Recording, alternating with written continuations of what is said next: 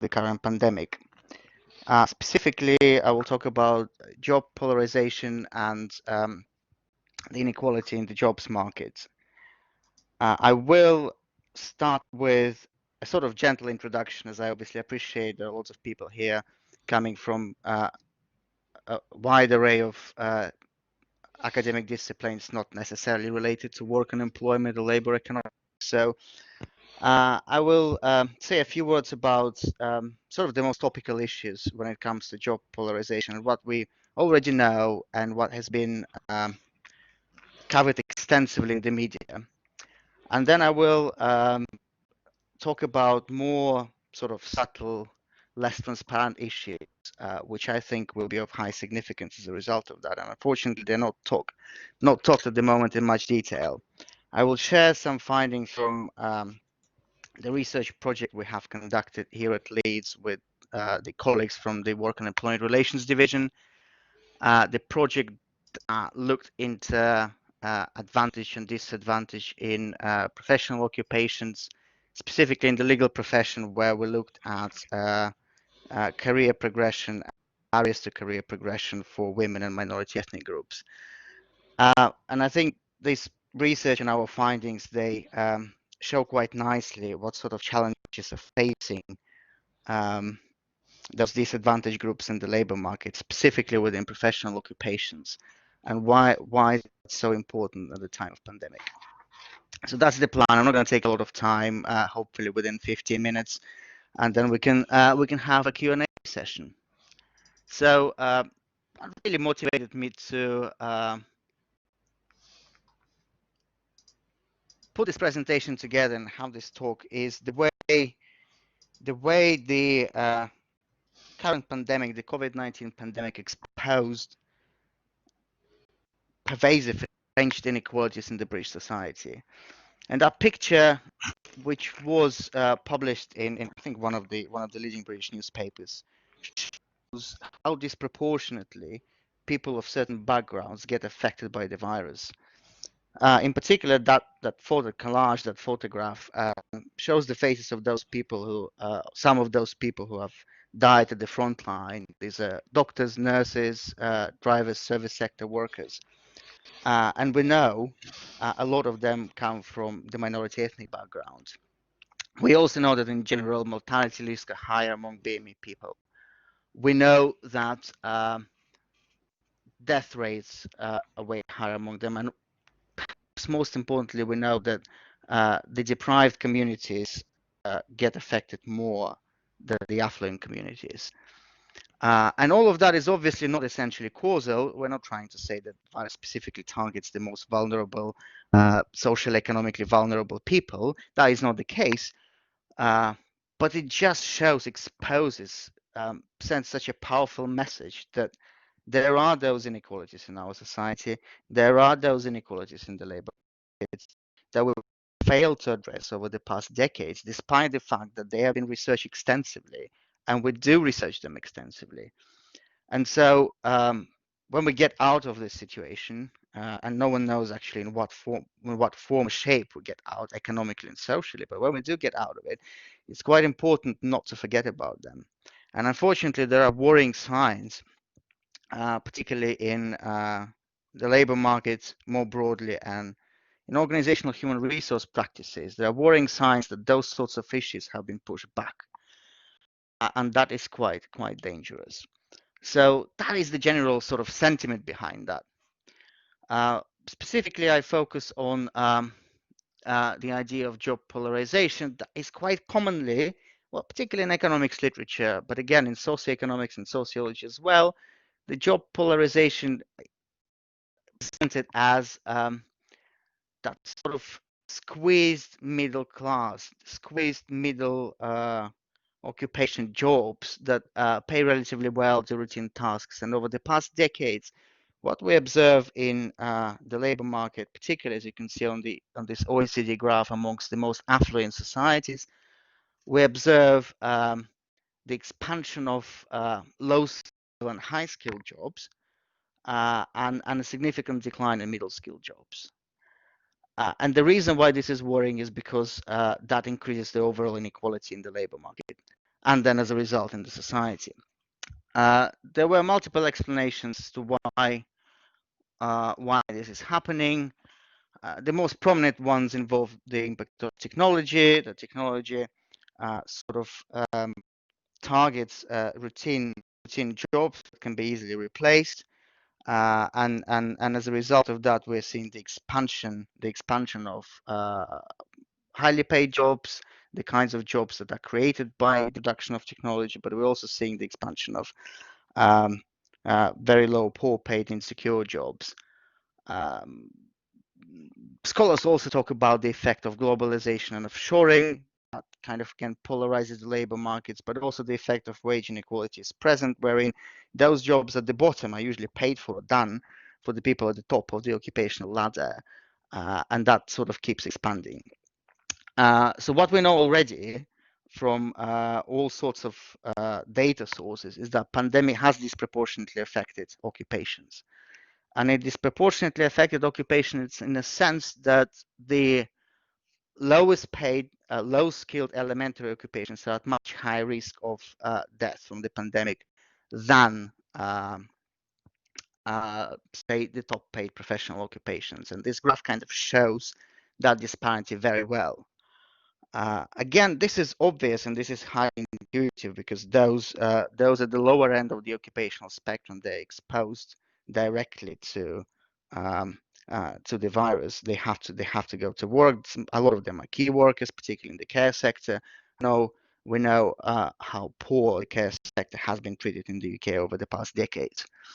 Now, again, this is a fairly obvious picture, and once we get out of the pandemic, obviously those death rate figures will normalize. Uh, but the sort of implications we're seeing for jobs and the labor market, they will stay.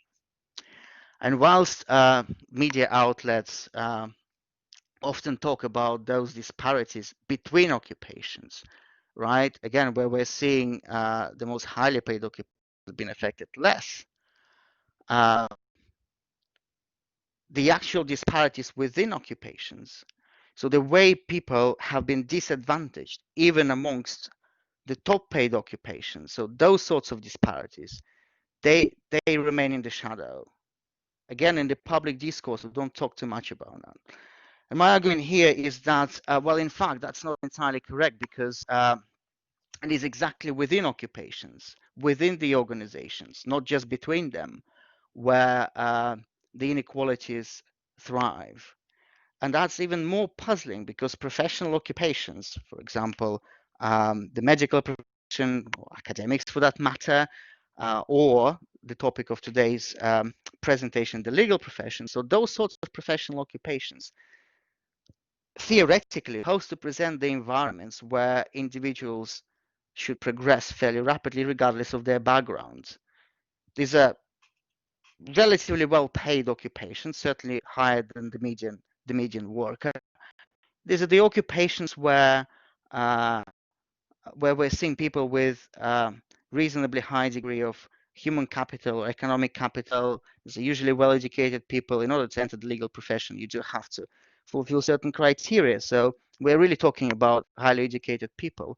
And the rationale is then that there we should see significant reductions in polarization and inequality. There we should see more equality. Um, and in an ideal world, again, those occupations will change in the economy and society. And perhaps unsurprisingly, we're not seeing this. That is not happening. We do know that actually, particularly in professional occupations, women and minorities follow less prestigious career tracks. They do struggle to compete for the best jobs with white men. Um, uh, we know that from a vast array of qualitative research. Having said that, we don't have a really good picture, sort of objective, if you want, quantitative picture of what is going on within those occupations. Um, Perhaps that's the reason why it hasn't been talked much about. Part of the reason why we don't know really, we don't have that more objective, broader picture of what's going on within occupation is because of the lack of data. It's incredibly difficult to get reliable that would cover the whole of the occupation. So we know, obviously, we know, and we know from various sorts of nationally representative surveys how people enter the occupations, right? We can model, we can understand in what proportion minority ethnic groups, women relative to white men, enter the most prestigious occupations. We know much less about how they progress within. We know much less about how their careers pan out. And arguably, and theoretically, actually, that is the most important question, because that is exactly where inequalities occur, not just at the point of entry. And we know again from prior research and experimental studies that it is quite possible to deal with those sorts of issues. There are recipes for counterbalancing those inequalities, but it's much more difficult to deal with uh, subtle issues, subtle inequalities, discrimination once people progress in their careers. Right. So that is what we have done with the colleagues at Work and Employment Relations Division. There is a link. Uh, I'll just interrupt for a second because there is an interesting question. What defines middle scale? That's a very good question, because obviously there will be plenty of debates around that. The way economists traditionally define those occupations is by pay. So when economists draw their polarization models, they look at pay first and foremost. Uh, and that is the classic approach in the polarization literature. Obviously, sociologists and people who study employment relations, they also look at it from different perspectives. They look at the education, the social capital involved. Um, Sociologists are particularly interested in class, right? Middle class jobs are well-paid jobs, but they're also prestigious jobs, right? That carry distinctive characteristics of prestige, and that can involve the location, the geographical location where people work, the career progression, and so on. So it's a tricky category, but for the sake of simplicity, the middle skilled jobs are normally jobs so the top jobs or high skilled jobs are those that are better paid. And that's what we've done in this project, where we looked at the uh, career progression of people with different characteristics of disadvantage, that is particularly gender, female gender, and minority ethnic groups in the legal profession. So we wanted to know how they progress and what are the barriers there. We were quite fortunate to get access to the administrative records of all practicing lawyers in England and Wales over the past 40 years. So basically, when people enter the profession, all the positions they have occupied, specifically whether they have progressed, and by progressed in the legal profession, we mean that they secured a partner status. So whether they have progressed to partnership in law firms, and then we also know where they work. Do they work in sort of large corporate firms in central London, or they work in smaller region-based firms that obviously pay less and less prestigious.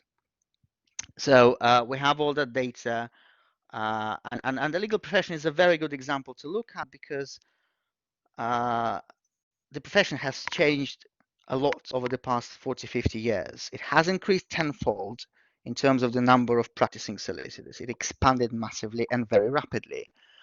That is the profession where we have seen an influx of women and minorities. Since the mid 90s, women have been entering the legal profession in equal number to men, and since the mid 90s, actually in higher number than men. So there are more women every year entering the profession than men. As of 2018, amongst all practicing solicitors in England and Wales, women outnumber men. So there are more women currently practicing law in law firms than men. So the change was really dramatic. And when we hear the success story of equality and diversity, that's what you would come across, right? You would see all those fascinating graphs where those elite occupations now have a fairly equal representation. Some of them have a fairly equal representation overall in terms of gender and ethnicity.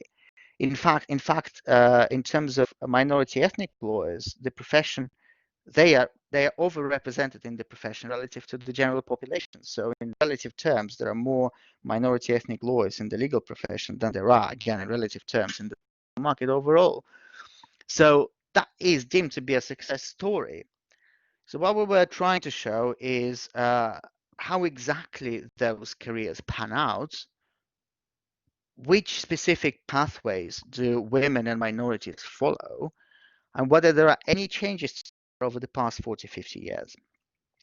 So I'm not gonna bore people with uh, um, models and techniques, but we use that data to empirically establish different career pathways, and we have arrived at four pathways. The most prestigious corporate fast track, that is primarily central London based firms, those kind of magic circle law firms. They practice commercial law. Commercial law means that they serve commercial enterprises rather than private clients. And in those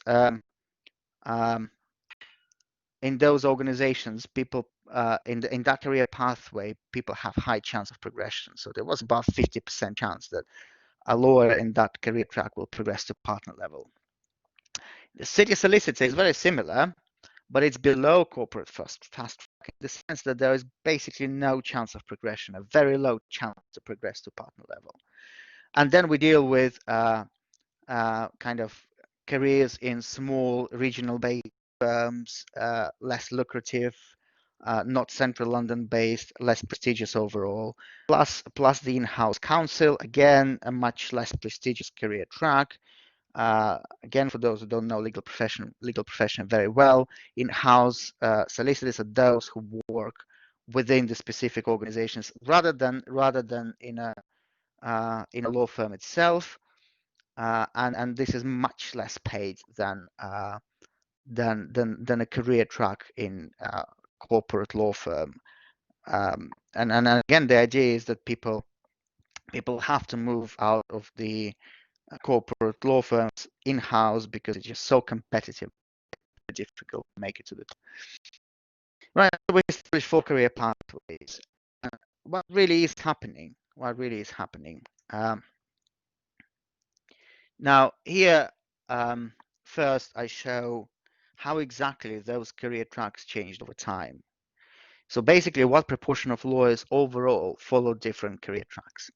And now here we're seeing the picture slightly different to the overall polarization that happens in the labor market, right? That happens between occupations. So if there we're seeing the expansion of low paid, less prestigious jobs and occupation and highly paid, highly prestigious jobs at the same time, and that gives you that sort of polarized picture. Now here we're seeing actually a rapid decline in relative terms. Again, a rapid decline in the most prestigious career track. So again, relatively speaking, now fewer lawyers now pursue the most prestigious corporate fast track pathway, which is a blue line on the graph, than in the 1970s and in the 1980s and the 1990s. Now, at the same time, all other career pathways they grow in number, grow in size. So we're seeing that convergence, if you want, between the most and least prestigious career pathways, and that simply attests to the fact that the profession has become incredibly competitive. So what happens over time? We've seen the rise. The profession expanded massively, but the promotion opportunities have dwindled. And in relative terms, we're seeing that picture. Now, that's one sort of tendency to note. But the key question for us was how exactly gender and characteristics map against those career pathways. And that's what we have been able to establish empirically. So the first slide I show the gender and ethnic composition of the corporate fast track, the most prestigious career track. And again, when you look at it, you would see the decline in the share of white men and increase in all other groups. So again, you might think that that is a success story, isn't it? So if in the 1970s and 1980s, corporate fast-track careers in the legal profession were almost overwhelmingly occupied by white men. We're seeing a much lower figure nowadays, though it's important to know that still um, white men are a majority in the corporate fast-track pathway, over 50%. And then if you get back to what I said probably 5 minutes ago, that now you have more women in the profession than men, well, that's where we're seeing the first disparity, right? Despite the fact that women have been present for decades, and for about 2 or 3 decades, they have outnumbered men. Um, the most prestigious career track is still very much white male dominated. But the other less obvious and more subtle tendency is between the black, red, and orange lines. And the black line corresponds to being a minority men, and the red line to minority ethnic women. And now we're seeing that minority ethnic men have become the second most representative group in the profession. The lines look very close. Let's not forget that minority ethnic men are really a tiny proportion of the population, a tiny proportion of the profession, whilst white women um, are more represented in overall in the profession than white men. So basically, the success story here is a story of minority men. Right, so the most prestigious corporate tracks, corporate careers, they are still male dominated, and the particularly impressive trajectory is observed among minority men relative to white women in particular, and minority ethnic women too. So that's one thing. So despite all those changes, what's happening within the most prestigious career track is that there is a rapid increase in representation of minority ethnic men, disproportionate, if you want, relative to the profession overall. Now let's have a look at another pathway, the city solicitor pathway, which is kind of second in our ranking order, just below the corporate fast track. So it's basically corporate law firms, highly prestigious, but there is very limited chance for progression to partner level. And now this career track has become almost perfectly representative of the profession overall, particularly of those who enter it. So it's almost perfectly representative of the gender and ethnic composition of new entries to the profession. Now it is majority white women, as it is in the profession, then white men, and then minority ethnic women, and then minority ethnic men. So, and that has changed over time because that career track is where minority ethnic men initially clustered, as we can see, in the 1970s, but then very quickly made inroads into the most prestigious track, and this one has become almost perfectly representative of the solicitor population overall. So what does it tell us? Well, it tells us that actually, in fact, lawyers try to um, uh, embark on their careers in those most prestigious law firms. They are there, but they're stuck in a situation where there is no progression. And indeed, only white men, and in particular minority ethnic men, they just thrive in the most prestigious career track. Now, what does it tell us, and why is that important in the context of pandemic? Well, there are a couple of issues here at play. One is that there is that subtle intersection between gender, ethnicity, and class that we know produces those multiple disadvantages. We know that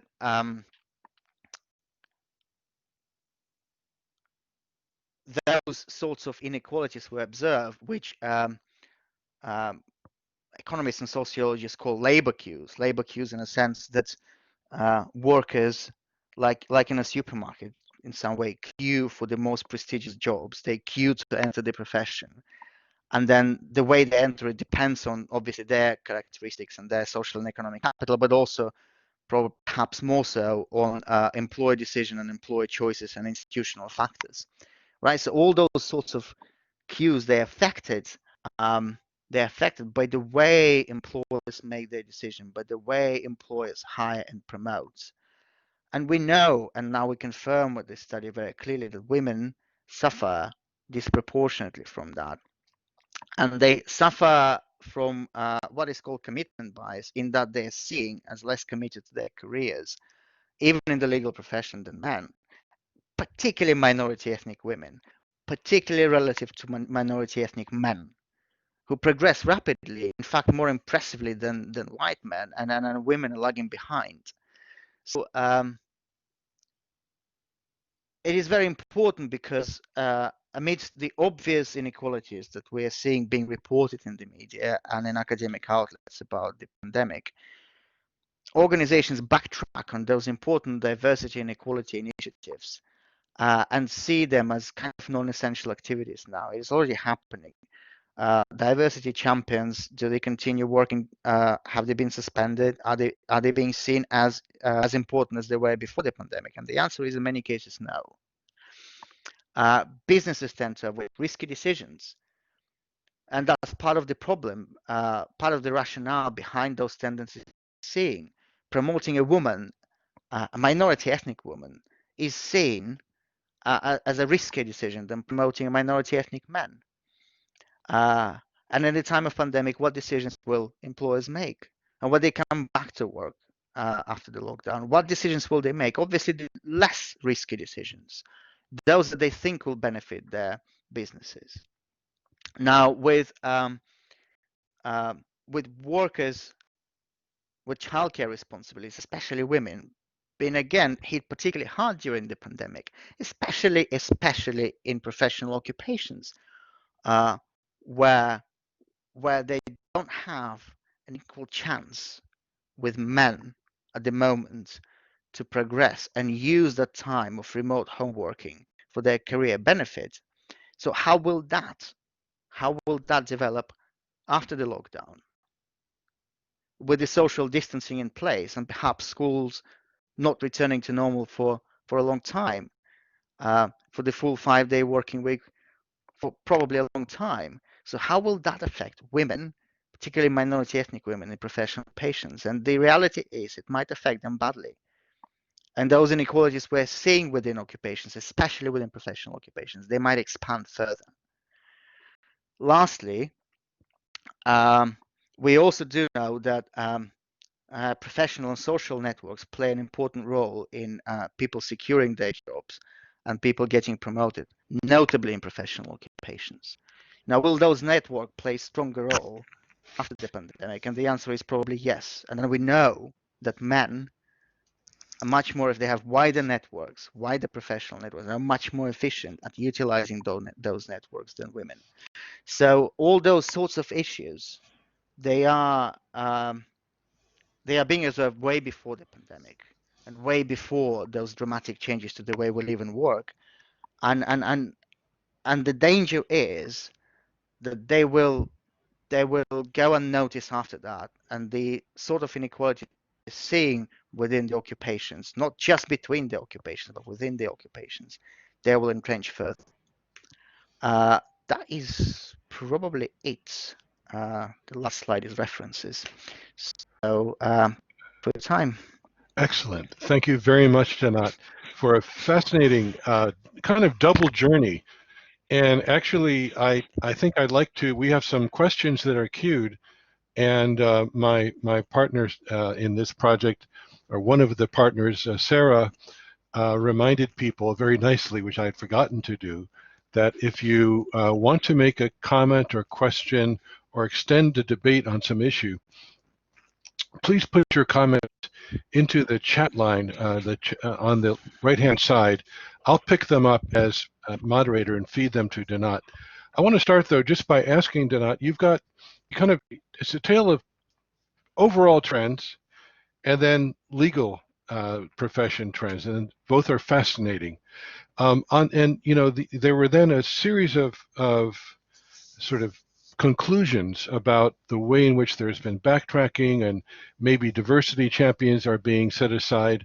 Were those comments directed toward the legal profession case study, or would you say that they apply more generally across the board? Yeah, thanks, Gary. It's a very good question indeed, and perhaps wasn't that specific on the last slide, rushing towards the end. Yeah, what I tried to put in the last slide is a broader points that relates to, um, I would say, all professional occupations, more or less. In some, they're manifested more explicitly, in others, so. But I don't. It's not just specific to the legal profession. We used all those graphs and trends to show what's going on within the occupation we have data about. But to the best of our knowledge, the picture is quite similar in a lot of professional occupations. So these are broader points. These are the sorts of challenges that I think uh, will present themselves across a wide spectrum of occupations and organizations. I hear you, and I can see that given the breadth of that legal profession study, there's huge amounts of data to be understood, and because there we had kind of counts of people by category over time. But I want to there's some questions that people have asked that pertain to the pandemic specifically. But right away we have a second question from the same participant, LWI, who's asked about what defines middle skill jobs. And actually, the follow-up question there is, do these disparities change over the career duration? So is it maintained throughout the career, or at different points, especially in a Black or minority ethnic woman's career? So what are we looking at if we were to do it through time by individual person? Oh, that's a very good question indeed. Obviously, we looked at the sort of, in this particular study, we looked at the structural dimension of it, more what's going on in the profession overall. But we've done some work on individual lawyers as well. I think there's reference to that in the paper on that in the reference list. And what we're seeing is a really mixed picture, and most of the time, those disparities uh, entrench, and they entrench particularly with regard to differences between minority men and women. That's where we're seeing throughout the career course, life course, if you want, of individual lawyers, those disparities expanding. And yes, it does happen, but for individual lawyers, the picture is mixed. It's a bit more uh, it's a bit more difficult to describe those tendencies. Again, clearly, disparities between minority men and women, they over their career course, the individual career course, they expand. We know that, we've seen that. Uh, but what happens between white men and women is a bit more mixed. We're seeing white men now taking less prestigious career tracks, and they do that throughout their life course because minority men are so successful. Right, they do also have to go down the less prestigious routes. At the end of the day, it's also the game of numbers here. I mean, obviously, the more people there, inevitably some white men will have to go down the less prestigious pathways. But overall, that's what's happening. If Yeah, you look at the individual data. I see that. Let's go. We have a question that's very specific, but is it possible that you might have data pertaining to the employment of deaf people in your data set or in the legal profession included? Yeah, good sign. There is data on physical disability, so it is registered by the regulator, and we can have a look at that. We don't know in our specific data set what kind of disability that is. But overall, the data is there, and it's possible to look at disability overall. We haven't done, the reason why we haven't done it is because obviously we were, for this particular study, more interested in how gender and ethnicity intersects over the career course. But also, the data on disability is so low in numbers, it's very difficult to model it. Mm. But for the purpose of just describing and knowing, yes, you can look at disability, but overall, perhaps if you go to the regulator, they will have more details on that. There are reports specifically on disabled lawyers, and research is done on that. So other studies have picked on it, but not us. Got it. Let me ask one more question that's just come in from Catherine.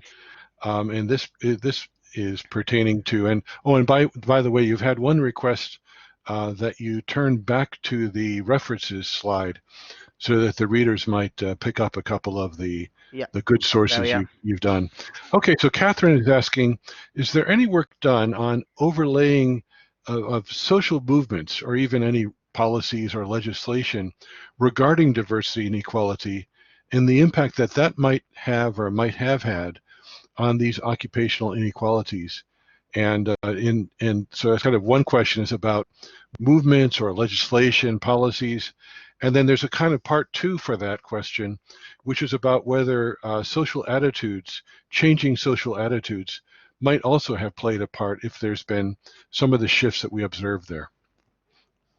Yeah, I think let me start from the second one because probably it's a little bit easier to address. And I think yeah, they do, and we know they do. And we know that perhaps changing attitudes is one of the keys to success here. And what we're seeing, what we kind of indirectly confirm with our data, and what we're seeing in other studies that look more specifically the kind of decision making at employer level, is that a lot of that is a result of very sort of subtle attitudes and perceptions, Mm, and you just cannot deal with that unless you change those attitudes. And they do, and they do.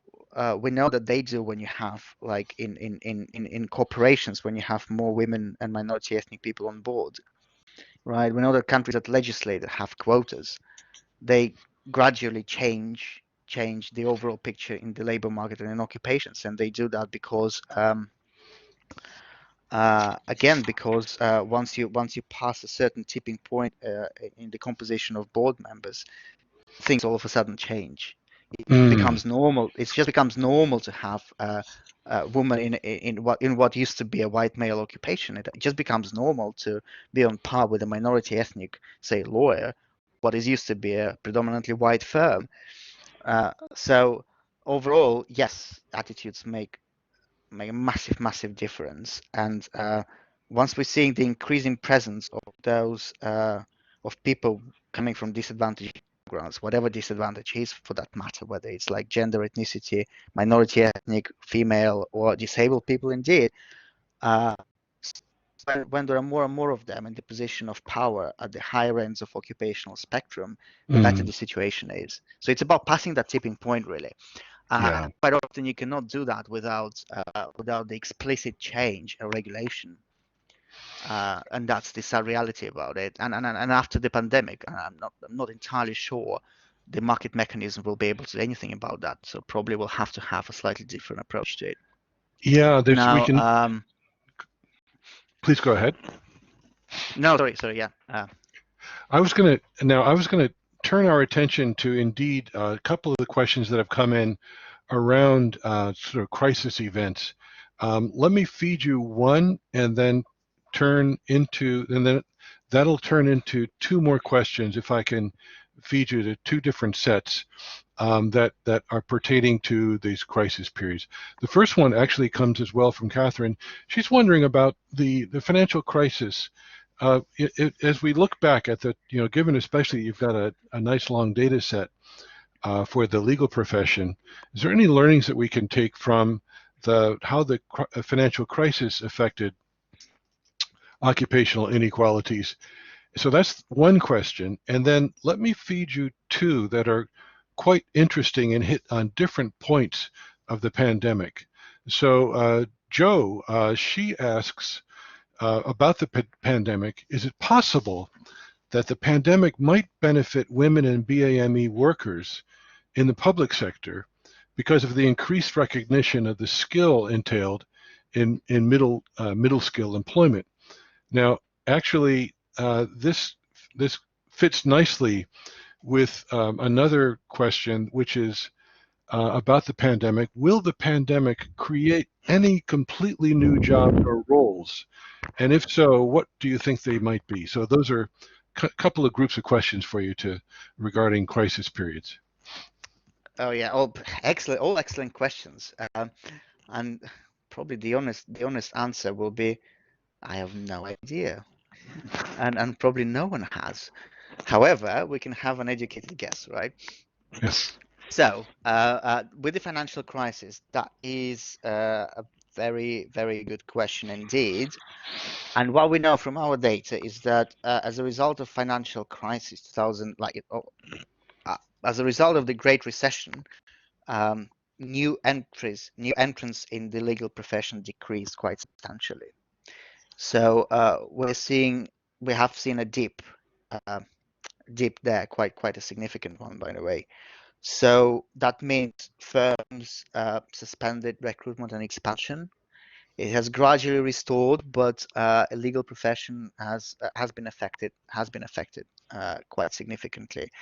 Interestingly, we haven't seen that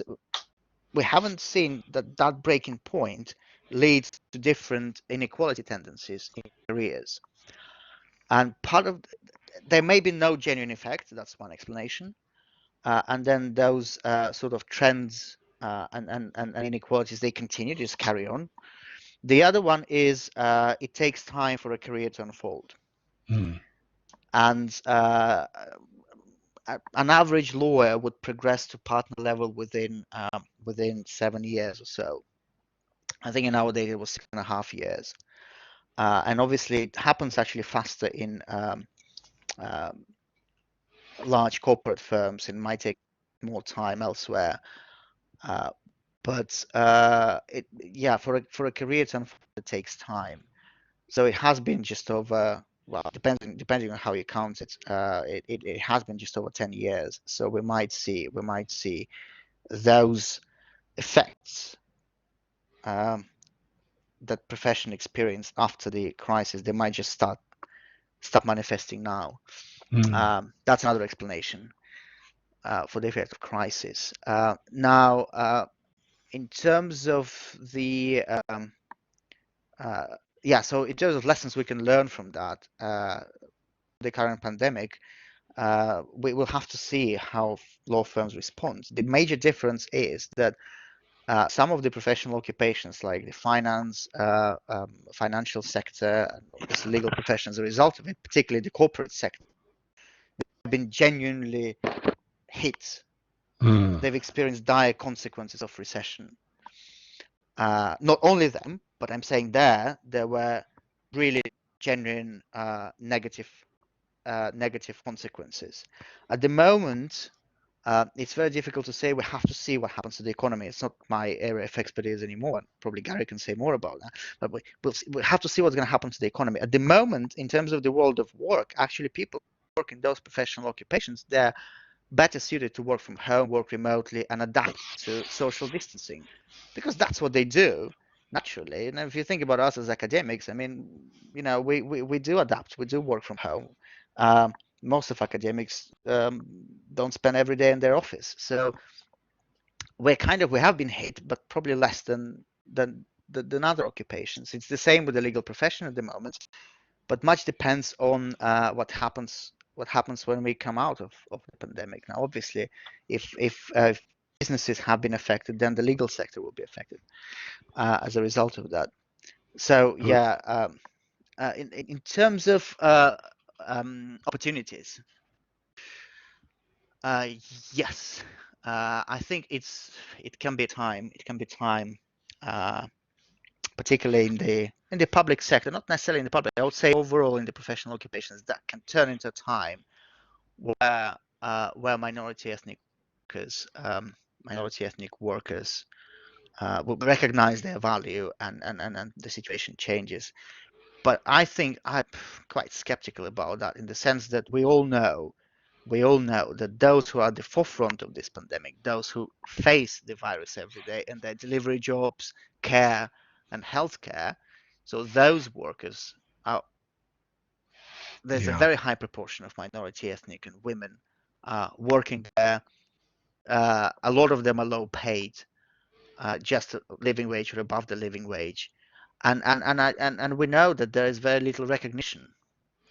There is very little recognition from the government, and obviously there is not much discussed at the moment as to how we can improve their position in the labour market. And I'm not entirely sure uh, it will happen after the pandemic.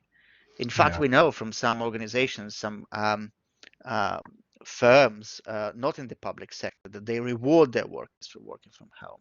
Like in IT sector, for example, those who were sent to work from home, they received a premium to do that. They received a bonus. Right? Clearly, it's not happening in some of the frontline professional occupations. So I'm not sure. We'll have to see. I hope so, but we'll have to see. Hard to see. Yeah, I know that we read quite a lot about business service jobs. KPMG and other firms are laying off workers, so it's been a bad time, and this certainly interacts with the legal profession downturn as well. We want to come back to possibilities, but for the future. And especially what organizations can do. But before that, we have a couple of kind of linked questions. One comes from Adrian, and Adrian asks, does the work on job polarization, how does that link up with segmented labor markets? For example, thinking of BME legal graduates, if they know that there's a limited ability to access that magic circle of jobs, would there indeed be a tendency for them to gravitate to firms of ethnic solicitors, to specialize in less fashionable and maybe less remunerated areas of the law, like immigration and so on, because basically that's where they know they might succeed. And so there's one question on kind of the specifically that population. And then actually in speaking, and to take a second kind of linked question about these inequalities, is there any sense, this is from LWI, is there any sense that inequalities might be amplified by the use of these virtual internships, remote working arrangements, technology mediated recruitment, selection practices, etc.? I remember a study in one of the economics journals about the discrimination that was faced by job applicants based on African or Middle Eastern names. So that as being used as a screening device, perhaps, was the suggestion. So how about these impacts on BME workers in terms of segmented labor markets and then this turn toward the virtual world of work? Yeah, let me. In response to Adrian, absolutely yes. What is happening and what we're seeing in the legal profession in particular is the emergence of those minority ethnic firms, where a majority of solicitors will be of minority ethnic descent. So the interesting question, though, is what happens with the, as you say, BME graduates. Do they start their careers in big law firms, large law firms, prestigious areas of law, like corporate law, financial law, etc., or they just give up on it straight away and go to smaller firms? And what we're seeing in our data, particularly when I showed the graph about the kind of city solicitor pathway, had low probability of progression but became almost perfectly representative of new entrants. So we think that while there are many more opportunities nowadays to progress outside of Magic Circle, outside of central London, solicitors still tend to embark on their careers there. And then as a result of that, when they're seeing no promotion opportunities there, sort of churned out towards smaller, less prestigious firms. Not all, obviously, not overwhelmingly, but overall the tendency is there. They still kind of try to get there. But yes, it's a very good point. We're seeing that. We're seeing the emergence of smaller, less prestigious firms, and minority ethnic solicitors, women going there. In fact, the least prestigious career pathways, which I haven't shown the graphs for, well, they're overwhelmingly populated by minorities and women. There was another interesting thing. I think there was obviously BBC Question Time TV program a while ago. I think it was in the run-up to general election, and there was a panel member, a lawyer, who was complaining about his salary, 70,000, 80,000 pounds a year, I think, and he was saying, "Oh, he's not in the top 5, top 10." It went viral, obviously, on the internet and everywhere. But if you think about the legal profession, so in the legal profession, that guy was probably working in a smaller firm. doing less prestigious law. And yes, in his occupation, within his profession, his mind, he's not the top. He's not even the 50%, right? Yeah. But obviously, to the rest, it looked outrageous because absolutely he was at the top of the occupational ladder, and then the income and in the income distribution. However, within his profession, he has most likely been working for a smaller regional-based law firm, doing something like immigration law, criminal law, etc. Oh, so, and we know that certainly in our occupation of higher education, our practitioners make those distinctions all the time. We've got just 5 minutes left, so let me take that second question, which had to do with, whether the sense of inequalities might Yeah. be amplified by these virtual internships, remote working, technology, and that's so. There's kind of a question there, and then that brings us to actually one of the other questions that came in prior to the seminar, which is basically what can organizations do in response to some of these trends that we see. I think what it meant was both the inequalities and, of course, maybe the challenge of the virtual working too. Yeah, it's a very, very good question indeed. Very, very actual questions. In terms of technologies, again, that is obviously only my opinion. Don't have data immediately to back this, but I think there will be an interesting polarized, if you want, process. On the one hand, we know that high reliance on technology, and particularly in recent years in recruitment and promotion on artificial intelligence, creates bias. That artificial intelligence algorithms, learning algorithms, it show significant gender and ethnic bias. Primarily because they only give you the result based on the data you feed in. And if you feed data that is gender biased or ethnic biased, you get the biased result, obviously. But we're seeing the implication of that actually across the board, not only in terms of the labor market, but also in the medical profession of how algorithms screen people and identify sort of high, low risk patients.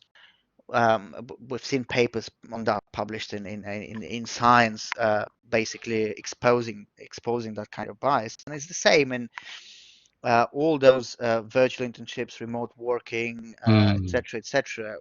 It is technology. Technology has bias. It's not kind of the kind of bias, the deliberate bias, but we know algorithms are biased, and the only way to tackle that is to make the algorithm better. So it's on the one hand. On the other hand, we know from, again, a lot of experimental studies in the legal profession that when you use technology to screen resumes and anonymize them, and sort of remove that human interaction as much as possible from the recruitment process, actually the bias in recruitment goes down because you're more objectively evaluating a candidate. And if a candidate from a minority ethnic background or a candidate is a woman, and exposes all the signals of higher social class, capital, etc., there's no reason why those technologies wouldn't select that person or wouldn't shortlist that person.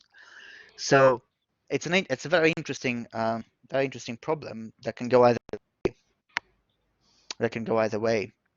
And I think challenges there are huge, and it will be important to deal with them. Now, getting back to what the organizations can do, and I think there is a sense that the organization will become more technologically savvy as a result of the pandemic, because in part, the way they can shield themselves from future pandemics is relying more on technology, right? Than humans. That's, if anything, that might sort of amplify the race of machine against humans. So it is important for the organizations to recognize that bias, not in a bad way, not in the sense that anyone is accusing them of being deliberately discriminatory. That's not the point, but recognizing that bias is so deeply ingrained. I mean, in literature we call it ascription bias. It's so deeply ingrained that there's something has to be done to deal with it. And if the organizations rely more now in their selection, recruitment, and everyday activities on technology and remote working, they have to do something to tackle that, to see and mitigate possible misbalance for minority ethnics, women, indeed disabled people, and all other categories. I think it's fair to say that we're just at the beginning of really the age of learning how to properly use artificial intelligence. Yeah. And so on. I know the fields that you work in, which include the big data, will be crucial. And if we think back in the literature on say discrimination, Gary Becker, follower of Milton Friedman, he used to say that he thought that the market would force discriminating firms to disappear from the market because they'd be overlooking talent. And Alan Greenspan, who is another famous follower of the Chicago School, he always bragged that he hired women in his economics consulting firm because they were likely to be underpriced and underappreciated. I think that it's right to say that there are challenges here, and this period of pandemic reminds us of how important it is for us to solve differently and better some of these challenges that we face. And we see people in the streets, we see the social urgency of taking on these challenges, and that should hopefully be a push in the direction of positive change. I think our time is up, but I'd like to just ask us to put our hands together at distance and thank Danat for a very intriguing and informative hour of presentation. Thank you so much. And you can see his great research, and please do look him up, look up his colleagues. Jenny Tomlinson, her work was, a member of his division was featured there, a co-authored article. And stay with us. We have one of the great groups of work employment in the world, actually, and stay up with them because you'll be on top of the cutting edge of research. Thanks a lot, Danat. Thanks, everyone. It was a great pleasure. Thanks for having me. And stay safe, everybody.